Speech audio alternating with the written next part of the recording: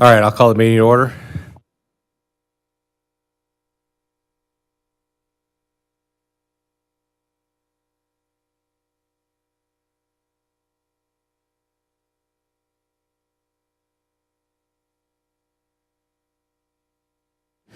The meeting has been posted according to open meeting laws. Roll call. President Johnson. Here. Trustee Renucci. Here. Commissioner Arndt. Here. Commissioner Hayes. Here. Commissioner Lederhouse. Here. Commissioner Morath.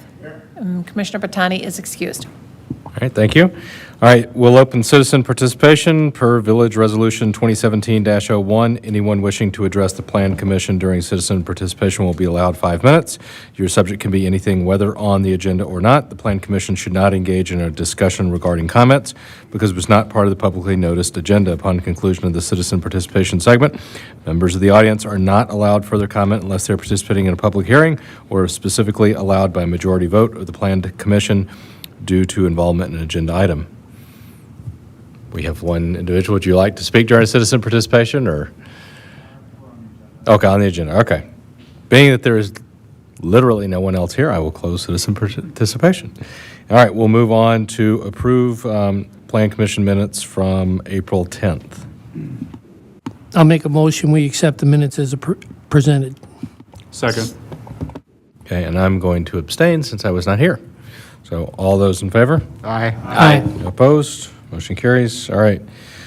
Moving on to item 7, proposed amendment of the village's comprehensive plan by changing the land use classification of tax parcel ROP 00008 of the future land use map, McCreet LLC, Jeff McPherson, agent. So, Tim? Okay.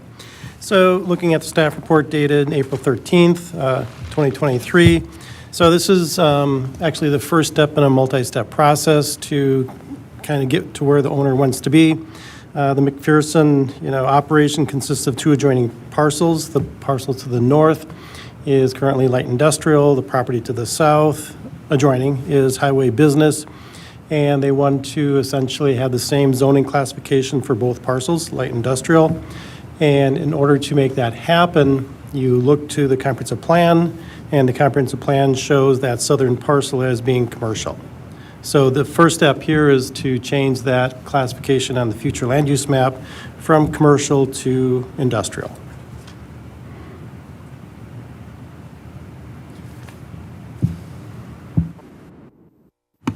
I had a question in regards to I've got, on my paper, it says ROP 0004. It's 04 for both numbers, Okay. and I don't know which, is it 04 and 05? So it's, I believe, 04 and 08. Okay. Okay, thank you. Oh, no problem. I just wanted to, I didn't want to speak without knowing what I'm talking about, at least sometimes. I guess my question is I was under the assumption that both of these parcels were of the same zoning, because at one time, this was all Equity Co-op's property before they moved. This is where they got their rail service delivered in, where the fertilizer, and this was all Equity's property down here. And actually, Laubers, the office above Laubers was Equity's original office, one of them. But anyways, my point is that I don't know how that got changed, but I don't have a problem bringing it back to the same zoning. I was just curious about the seesawing on it, that's all. Didn't that change when Mark Borgert bought that? I'm not sure, though. See, it's hard to tell looking over the top of it. You could be very well, right? Could be right. Mark had, Was that he his, had from the driveway, where the little dots are, to the south?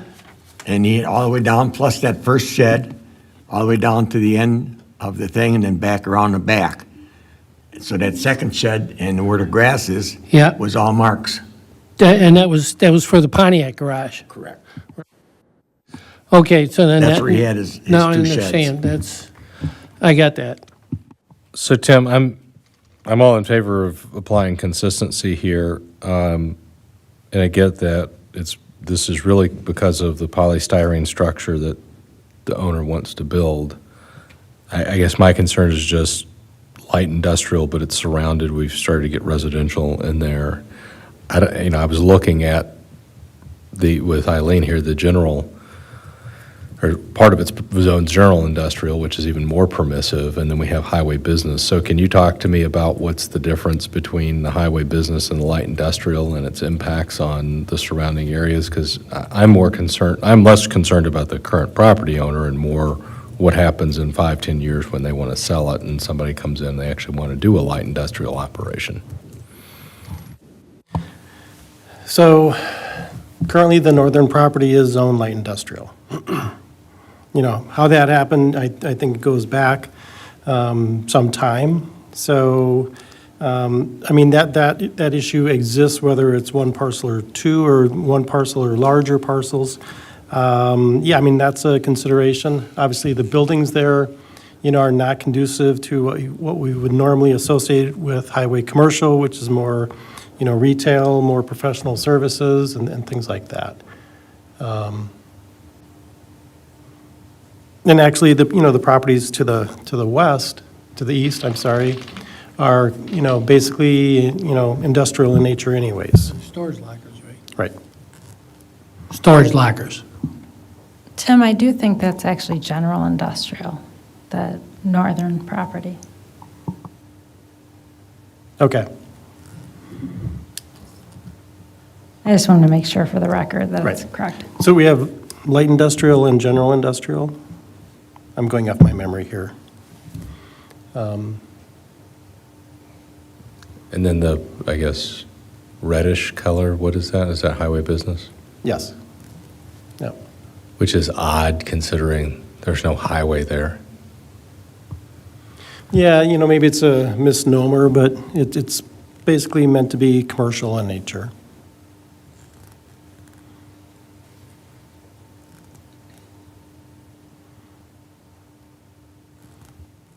So obviously, you wouldn't create that situation today.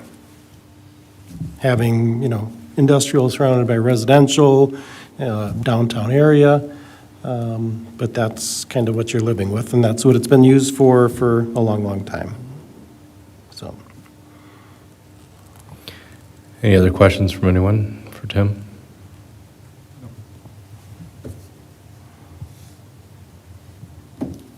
Any thoughts on a motion? I'll motion to recommend the village board the approval of the resolution dated April 13, 2023, based on the findings contained in the draft resolution. so if I could just jump in. So basically, this is a resolution of the Plan Commission. You're not recommending anything per se, you're adopting the resolution, which does the recommending part to the board. And then if this is passed, that's the first step, and then it goes to the village board. The village board does a public hearing, and then if they agree, then they would adopt a resolution on its own. So again, to clarify, this is a resolution of the Plan Commission. Okay. There's a motion, is there a second? I'll second. All right, we have a motion and a second. Any other discussion on this item? All those in favor? Aye. Opposed? All right, motion carries. All right, item 8, amend site plan / plan of operation for LD's Barbecue located at 2511 Main Street for various site improvements. Leon Davis, applicant. Tim? So we have the contractor here acting as agent for the project, Brian.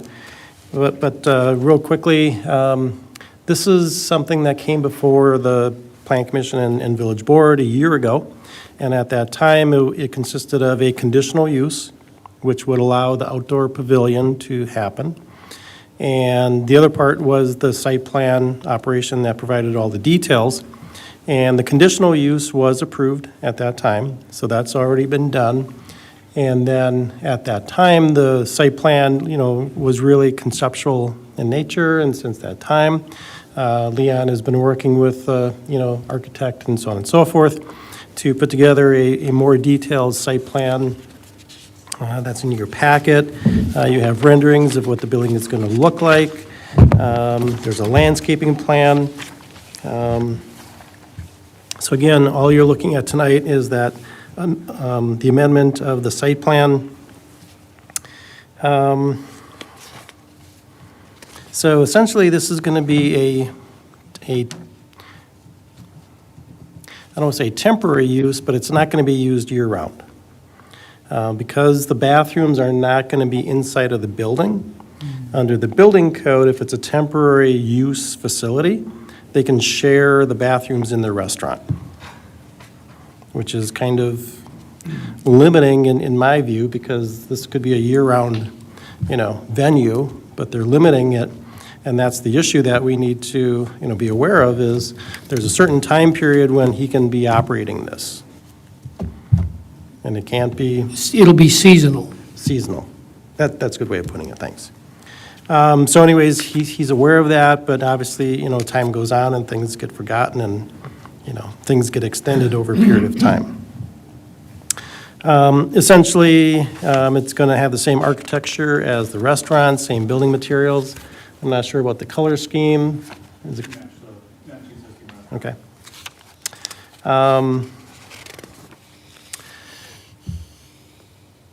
Parking is pretty close to being needed, what's required. Obviously, if the restaurant and the open pavilion is having a special event, there might be some parking issues, but there's enough space on the property that if more parking is required, then more can be constructed. Okay? They have a landscaping plan. It's pretty close, but it needs to be, fine-tuned a little bit. And there's a proposed motion for your consideration that basically allows, that to happen administratively in terms of making sure that all the points are there and they're located. I just got outdoor lighting plan today. That's, pretty close to being final, but again, that is something that would be handled administratively if you were so inclined to approve it. On the south side of the lot, it kind of extends, it's basically a big paved area that's part of this property and the property to the south. So there needs to be some kind of parking curbs to say this is the end of our property boundary line. So those things are kind of built into the proposed motion. Brian, if you have any comments, questions, or if Plan Commission has any, questions, you can ask Brian. The seasonal, I'm sorry. The seasonal thing, we're not discussing that tonight, correct? Well, I just bring it up here again because there are no restrooms inside, and that's the reason for it. Yeah, there's no water inside, it is strictly like a 3 seasons. And we're not discussing what those seasons are at this time? Is that for future? It's basically a building code issue, so. Excuse me, I'm a little disappointed Leon isn't here. I thought he was going to be, we asked him to be here because I've got some questions, but I don't want to put you on the spot, is what I'm getting.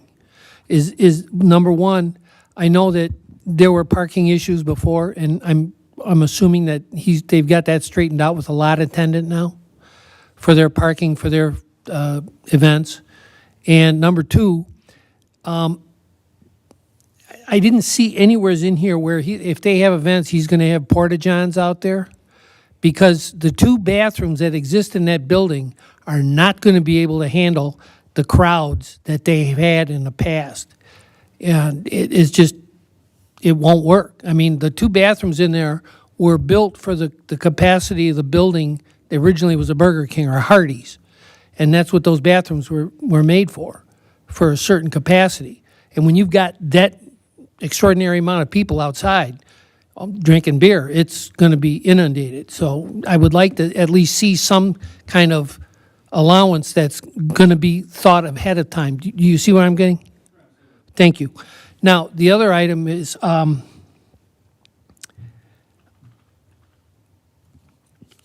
the other question I had, and I've talked to some people, I noticed it wasn't last year or year before, when the first year he had that, the live music. that there were a lot of people there. They were parking in the driveway for the road ranger. They were all over the place. And they didn't know, and I understand that. But they had a lot of people were going into the road ranger to buy 12 packs of beer to take back over there to drink outside because they couldn't get beer inside fast enough. And I want to make sure that somebody's going to keep an eye on that because I don't think that's legal. You understand what I'm saying? Okay.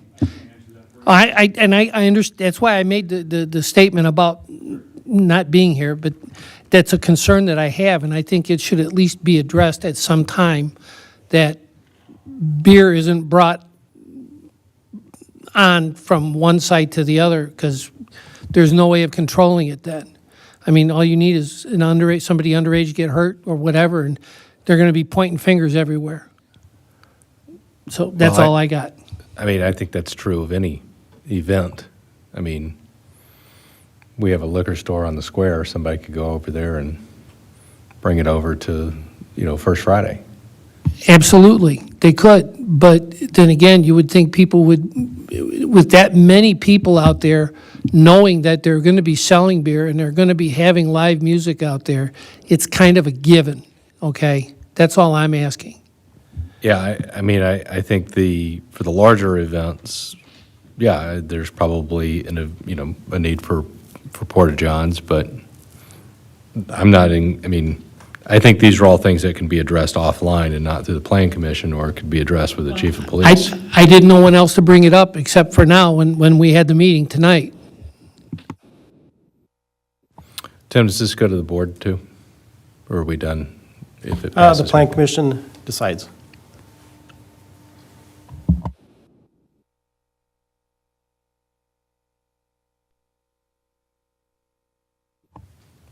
I propose motion to approve the site plan of operation for the project consisting of the 40,000 square foot building as set forth in the submitted documents provided below. Can make a correction, I think that's a 4,000 square foot building. Yes. Ooh, well, it says 40. I know, I'm not believing you. warehouse. That's the concept, okay.